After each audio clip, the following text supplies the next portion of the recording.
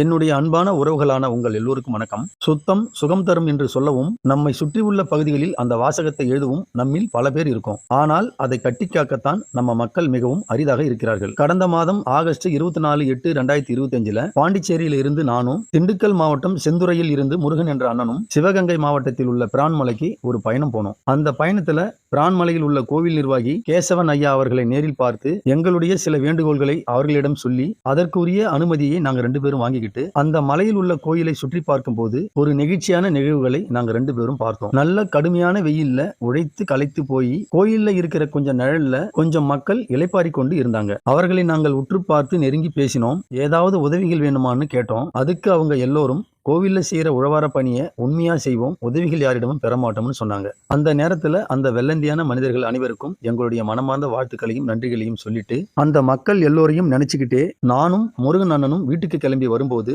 கெட்டாலும் மேன்மக்களே சங்கு சுட்டாலும் வெண்மை தரும் என்ற நம்முடைய ஔவையாரின் பாடல் தான் எனக்கு ஞாபகம் வந்தது. சொல்லுங்க ஐயா, சொல்லுங்க.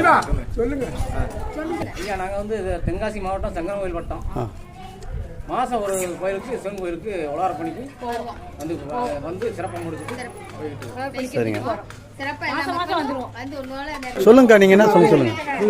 நீங்க சொல்லுங்க. மாவட்டத்துல இருந்து சங்கரன் கோயில் ஏரியா சிவன் கோயில்களுக்கு பணி செய்யறதுக்காண்டி உலகார பணிக்கு மாசம் ஒரு கோயிலுக்கு போவோம். சொல்லுங்க. ஒரு ஐயாவுக்கு செலவு மட்டும் 50,000 வரும். அந்த 3 வண்டி 4 வண்டி கூட்டு வராங்க. நான் 200 பேருக்கும் சாப்பாடு செவடி எல்லாமே அவங்க தான். அவங்க செலவு எங்கள்கிட்ட எதுவுமே கேட்க போறது இல்லை. ஆனா உழவர் பணிக்கு வாங்கன்னு சொல்லி கூப்பிடுறாங்க. உங்களுக்கு இந்த சம்பளம்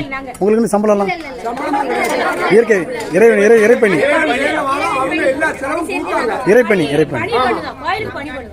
மாதந்தோறும் ஒரு நாள் ஒரு ஞாயிற்றுக்கிழமை. நன்றி.